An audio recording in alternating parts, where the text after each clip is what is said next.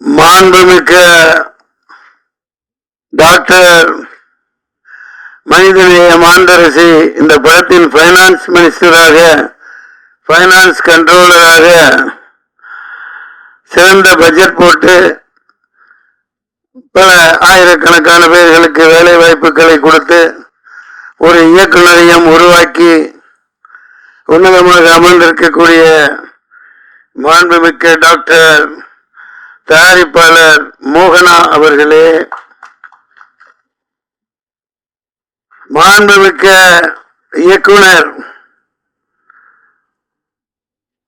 மனிதவள மேம்பாடு சிறப்பாக ஆக வேண்டும் என்று இங்கே சிறப்பான புதியவர்களை எல்லாம் அறிமுகப்படுத்தி எனக்கு தெரிந்த 30 வருடங்களுக்கு மேல் இந்த துறையிலே போராடி இன்று வெற்றி பெற்று இயக்குநராக அறிமுகமாகி இருக்கின்ற மைதீன் அவர்களே,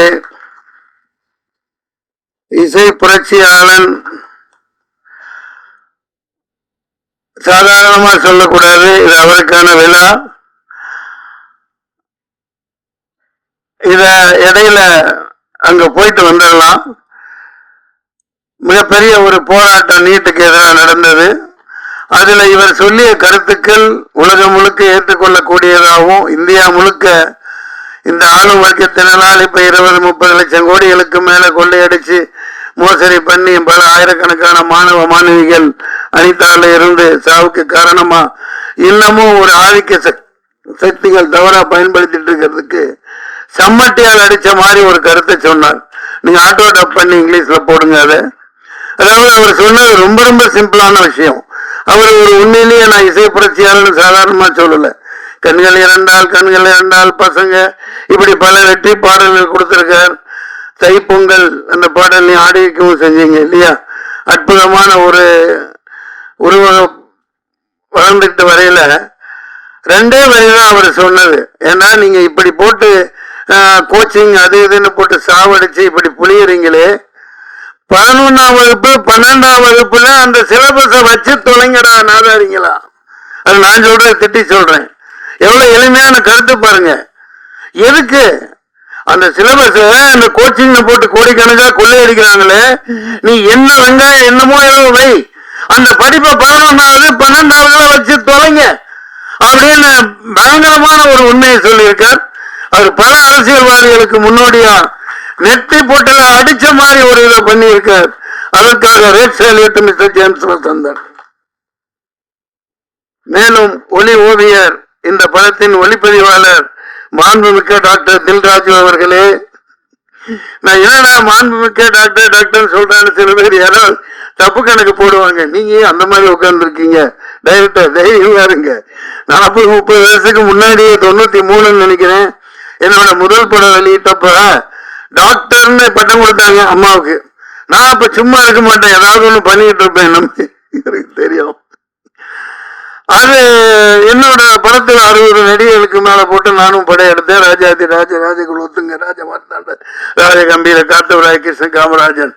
நான் என்ன பண்ணேன், மாண்புமிக்க டாக்டர் நாகேஷ் அவர்கள், மாண்புமிக்க டாக்டர் மனோரமா அவர்கள், மாண்புமிக்க டாக்டர் குள்ளமணி அவர்கள், இன்னைக்கு போய் பாருங்க இருக்கும். முழுக்க 60 நடிகர்களை போட்டு விளம்பரம் படுத்தினேன். தினத்தந்தியில போட மாட்டேன்ட்டாங்க. அப்ப சில்க் ஸ்மிதா மேயர் எனக்கு ஒரு பரிசா கொடுத்துருந்தாங்க. ஒரு கார் கான்ட்ரஸ் எடுத்துட்டு கிளம்புடான்னு எல்லாத்தையும் கூட்டிட்டு போயிட்டேன். நேராக போய் ஏன் எதனால இல்லைங்க, அது ஒரு மாண்புமிக்கங்கிறது மந்திரிகளுக்கு தான் போடுவோம். அப்படி எந்த புத்தகத்தில் இருக்கு? இல்லை நீங்க டாக்டர்னு போட்டிருக்கீங்க. நாங்க சினிமாவில் அவங்க 1000 படம் நடிச்சவங்க மனோரமா, அவங்க நாங்க நேசிக்கிறோம், நாங்க பட்டம் கொடுக்குறோம். உங்களுக்கு என்ன இப்ப போட்டு ஆகணும் போகணும்னு சொல்லிட்டு வந்துட்டேன். அவங்க போட்டாங்க. ஏன்னா தினத்தந்தி ஆதித்தனாரோட அற்புதமான நம்ம தமிழ் உணர்வாளர். அது போன்று நம்ம கௌரவிக்க வேண்டியது நம்ம கடமையா இருக்கு. நம்ம துறையை நம்ம கேவலமாவும் இதாவும் பேசுறதுனாலதான் மிகப்பெரிய அழிவுக்கு உள்ளாகிட்டு இருக்கோம். இந்த இடத்துல ஏன் சொல்றேன், நான் இந்த எல்லாத்தையும் முடிச்சிடுறேன். மோகன்ராஜன் ஆகா எங்கப்பா அடி நிறுத்துறே, என்ன எட்டி பெண்டாரப்பா, கட்டா குஸ்தி சம்பவக்காரி, என்ன சம்பவம் பண்ணிட்டாப்பலப்பா. எங்க இருந்துதான் இந்த லிரிக்ஸ் அவருக்கு கிடைக்குதோ அடி பெண்டாரு. மோகன்ராஜன் பாடலாசிரியர் அவர்களே, நிலவை பார்த்திபன் அவர்களே, வினோதினி வைத்தியநாதன் சும்மா இருக்கிறாங்களா பாருங்களேன். இந்த வயசுலயே அவங்க அப்பாவை கூட வச்சுக்கிட்டு ரீல்ஸ் போட்டு அப்பாவை விட்டு கொடுக்காத பிள்ளையா கவர்மெண்ட்டுக்கு எதிராக அடி சமட்டி அடிக்கிறாங்க. அவர் தைரியத்தை பாராட்டலாம். நடிகர் தோழர் மாண்புமிக்க ஜெயபிரகாஷ் அவர்களே, பிரசன்னா பாலச்சந்திரன், அருவி மதன், கவிதா பாரதி அவர்களே, இயக்குனர் மூர்த்தி அவர்களே, அக்ஷயா அவர்களே, சஞ்சய் அவர்களே, மாண்புமிக்க கோகுல் அவர்களே, நிகில் கணேஷ்குமார் அவர்களே, ஜெயசீலன், கலை இயக்குனர் ஜெயசீலன் அவர்களே, MS பிரபு அவர்களே, கொஞ்சம் மற்றவங்கெல்லாம் போயிட்டனால கொஞ்சம் டைம் இருக்குன்னு நினைக்கிறேன். அனைவருக்கும் நெஞ்சார்ந்த வாழ்த்துக்கள். இப்போ கதாநாயகனுக்கு வருவோம். இவர் என்ன அநியாயம்பா, அதாவது நம்ம ரசம் குடிச்சிருக்கோம். எனக்கு எலுமிச்சை ரசம் பிடிக்கும், பூண்டு ரசம், அப்புறம் என்ன தக்காளி ரசம், புளி ரசம், படப்பிடிப்பில் ஆச்சரியமாலாம் பொள்ளாச்சி அங்கங்க படப்பிடிப்பு அந்த காலத்தில் எங்களுக்கு மல்லிகைப்பூ ரசம்லாம் செஞ்சு தந்திருக்காங்க. ரொம்ப அற்புதமாக இருக்கும். மல்லிகைப்பூ தேநீர் டீ தந்திருக்காங்க. அந்த மாதிரி பல ரசங்களை நம்ம குடிச்சிருக்கோம். ஆனால் இவங்க பாருங்க, இந்த நடிப்பில் பயங்கரமான ஒரு பல ரசத்தை புரிஞ்சிட்டு இருக்காங்க பாருங்க. கதாநாயகன் கதாநாயகி அடேங்க அப்போ அண்ணலும் நோக்கினால் அவளும் நோக்கினால்னு ஈருடல் ஊர் வீரா அசத்தலான ஒரு காதல் ரசத்தை பிழிந்து கொண்டிருக்கிறார்கள். அந்த குழந்தைக்கு வாழ்த்துக்கள். நல்ல அற்புதமா இருக்கு. உஷாரா என்ன பண்ணிட்டாருன்னா, நம்ம துஷந்த் கதாநாயகன் இது கொரோனா வந்துடக்கூடாதுன்னு கண்ணாடி போட்டார். கண்ணாடி போட்டு அற்புதமா இருக்கு, பார்த்துக்கிட்டே இருக்கலாம் போல இருக்குப்பா. நல்ல பேர் கிடைச்சிருச்சு தமிழ்நாடு தமிழ் ரசிகர்களுக்கு. அப்படி ஒரு ஜனனி பெரிய அளவுக்கு வருவீங்க, அற்புதமா இருக்கு. இங்க நான் ஏன் இங்க பாருங்க, அதே நேரத்தில் இந்த பேப்பர்ல எல்லாம் ஒரு விஷயத்த நீங்க இன்னையிலிருந்து அது மாறணும். இந்த சின்ன சின்ன இடத்துல டெக்னீஷியன் பேரை போடுறாங்க, ஹீரோக்கள் பேரை பெருசா போடுறாங்க, போட்டுக்குங்க தப்பில்லை. ஆனா இந்த இருட்டடிப்பு பண்ணாதீங்க. இப்ப தொழில்நுட்ப கலைஞர்கள் கொஞ்சம் பேர் நடிகர்களை இங்க சொல்லிட்டோம். விளம்பரம் காப்புக்கும் வரும், பேர் பெருசா இருக்கும். ஆனா இந்த தொழில்நுட்ப கலைஞர்கள் கீழே கண்ணுக்கே தெரியாம இருக்கும். அது எவ்வளவு மனசு நோகும் பாருங்க. அது என்ன வீணா போகுது? விளம்பர காசு கொடுக்கத்தானே செய்றீங்க. கொஞ்சம் இனிமேலாவது டிசைனர்ஸ் இருக்கட்டும், பேப்பர்ல பப்ளிஷ் பண்றவங்களா இருக்கட்டும், அப்ப அவங்களாம் நல்ல பளிச்சுன்னு போட்டு வைப்பான்னு சொல்லுங்க. ஏன்னா இப்ப ஹீரோவே எல்லாம் பிரதானம் அல்ல, எல்லாமே அவங்களே அல்ல. இப்ப பாருங்க, எத்தனை பேர் சின்ன எழுத்து, நான் எப்படியோ படிக்கிறேன் இந்த வெளிச்சத்தில்.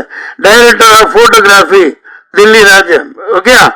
Editing S Bhaskar, art Jayaseelan, Mohanrajan இங்க வருது, அண்ணாதுரை, புவன், RS புவன் தான் PRO.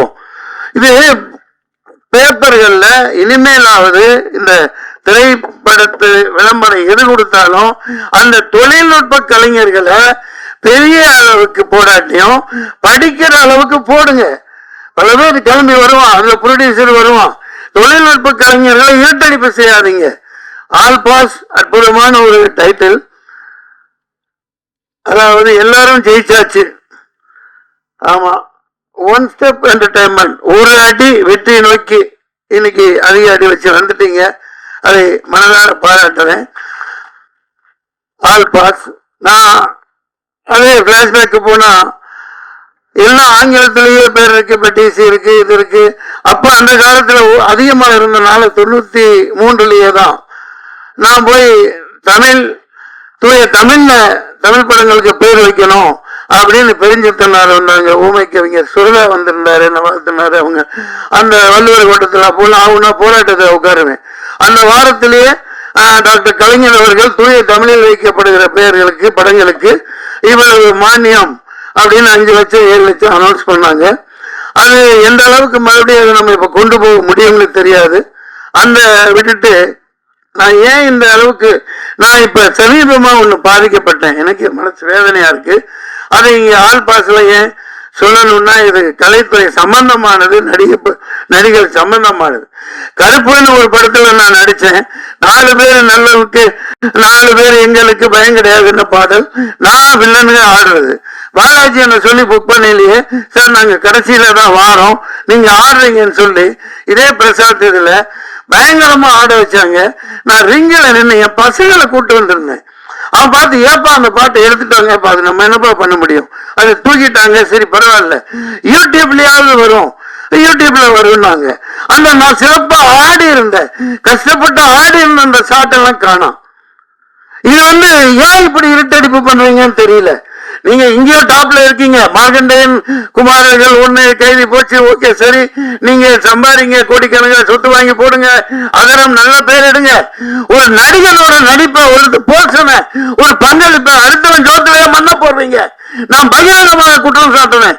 உங்களுக்கு ஆண்மை இருந்தா, உண்மையிலே தைரியம் இருந்தா அதை போடுங்க. RSS பிரபு அவரு கேட்கிறேன், நான் என்ன ப்ரொடக்ஷன் நம்பர் 73 குரூப் டான்ஸரா இருக்கலையே, 86லயே நான் கவுன்சிலையும் தனஞ்சயன் இவங்க எல்லாம் அரக்காண்டாய் போட்டுட்டு இருக்கலையே நான் ப்ரொடியூசர் ஆனவன். 86லயே நான் ராஜ்கரண்டி 73 நம்பர்.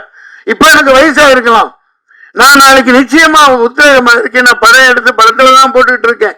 நான் 100 படம் எடுப்பேன், வருஷத்துக்கு 4 படம் எடுக்கத்தான் போறேன். நீங்க நல்ல கதைகளோட வாங்க, ஒரு கட்டா குஸ்தி மாதிரி, ஒரு பரிமளாகன மாதிரி ஏகப்பட்ட கதைகளோட வாங்க, நான் ஆயத்தமா இருக்கேன். ஆனா SR பிரபு அன்னைக்கு சொன்னது நாங்க அப்படியே வித்துட்டோம், ஆடியோ கம்பெனிக்கு வித்துட்டோம், இனி நான் என்ன பண்ண முடியும்? இது என்ன ஒரு பொறுப்பில்லாத. நான் 350 படங்கள் நான் நடிச்சுட்டேங்க. எத்தனை நடிகர்கள் அரங்கத்தில் இருக்காங்க. அதாவது இது இருட்டடிப்பு பண்ணி எல்லாம் பில்டப்ல வாழ்ந்துட்டு இருக்காங்க இன்னைக்கு ஹீரோ. எல்லாம் பில்டப். ஒரு டான்ஸ் மாஸ்டர், ஒரு ஃபைட் மாஸ்டர், ஒரு டெக்னீஷியன், ஒரு பாடலாசிரியர், ஒரு இயக்குனர், இப்படி நூற்றுக்கணக்கான பேர்கள் உழைப்புல தான் இன்னைக்கு பில்டப்ல வாழ்ந்துட்டு இருக்கீங்க. RJ பாலாஜி அன்னைக்கு என்ன 1500 ஷாட் பில்டப் கொடுக்குறீங்க ஹீரோவுக்கு. ஏன்னா கம்மியா நிக்க வச்சிருக்கான். ஒரு இயக்குனர் 2-3 பேர்கிட்ட நான் சொல்லல, சார் இனிமேல் நீங்க சைன் பண்ணல, முக்கியமான சீன் எது நடிக்கிறீங்களோ அதை எடுக்கிறீங்கன்னா என்ன கேட்காம நீங்க எடுக்க கூடாதுன்னு அக்ரிமெண்ட்ல போடுங்கன்னு சொன்னார். இதெல்லாம் எந்த அளவுக்கு சாத்தியம்? நான் நடிச்சு எத்தனையோ கேப்டன் 25,000 அடி தூக்கி போட்டிருக்காங்க. ஆனா அவரோட கால் தூசுக்கு ஈடாக மாட்டாங்க. அதனாலதான் படங்கள் நிக்குது. மலையாள படங்கள் ஏன் நிக்குது? இப்ப இவங்க எல்லாம் நிக்கிறாங்க, மலையாள படத்தை பாராட்டுறோம், தலையில தூக்கி வச்சு கொண்டாடுறோம். எல்லா கேரக்டர்ல நீ என் கேரக்டர் ஒண்ணு கொடுக்க வேணாம், ஒரு வெங்காயம், நான் ஒன்று பிச்சை எடுக்கிறவன் கிடையாது. ஈட்டடிப்பு ஏன் பண்ற? அந்த என்ன மறைச்சிட்டு நீ பெரிய ஆளனா, நான் தான் உண்மையான கருப்பு, நான் தான் கருப்பு, கருப்பை வருவான். மக்கள் சொல்லுவாங்க, தைரியம் இருந்தா அந்த சாட்டை போடுங்க சார். நான் கஷ்டப்பட்டு ரிங்கில் ஆடினேன் சார், காணா சார், யூடியூப்ல போடுறேன்னு சொன்னாங்க சார். அதுக்கப்புறம் யூடியூப்லயும் போடல. அந்த பர்டிகுலர் நான் நடிச்சது, நான் ஆடினது, அது 2 நிமிஷம் சாட்டா இருக்கலாம், 4 நிமிஷமா இருக்கலாம். சூர்யா சார் விக்ரமத்தில் 5 நிமிஷம் தானே வந்தாரு. அந்த பிரசன்ஸ் தானே, ஆடியன்ஸ் எல்லாத்துக்கும் இருக்காங்கல்ல சார். பசங்க பாவம், அவனுக்கு பதில் சொல்ல முடியல. கூட்டு போயிருந்தேன் ஷூட்டிங்கு. அப்பா என்னப்பா நீ அப்படி ரிங்கில் அந்த இடத்துல ஆடின, பாட்டெல்லாம் ஷாட் உடைச்ச, எல்லாம் செய்ய சொன்னாங்க, ஏன் போடல? நான் உங்களுக்கு என்ன பதில் சொல்றது? இது என்ன இந்த மாதிரி ஒரு அயோக்கியத்தனம்? முதல்ல ஹீரோவா இருங்க, நல்லா சம்பாதிங்க, என்னமாவதான் பண்ணுங்க. ஆனா சினிமாங்கிற ஒரு கூட்டு குடும்பம், அதை ஞாபகம் வச்சுக்கோங்க.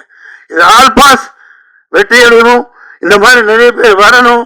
சினிமாங்கிறது ஒரு தனிப்பட்ட கதாநாயகனுக்கு அல்ல, ஒரு ஜனநாயகம் வந்தான்னா 100 பேர் கூட்டு போனாங்க. மலேசியா செலவு பண்ணி கூட்டு போனா அவன் ஜனநாயகன். இங்க நம்ம நடக்கிற மதுரைக்கு கூட்டு போல. யாரோ என் இடத்துல நான் நட்டி பரவாயில்ல, யாரோ ஒரு பொண்ணு அவர் கூட இருந்தது, ஆடுது படத்தில் நடிக்கிறது, இவரு கோட்டு போட்டுக்கிட்டு ஆடுறாரு. அடே நீ நல்லா ஆடு, நல்லா ஆடு, ஆனா என்னை எதுக்கு போட்ட?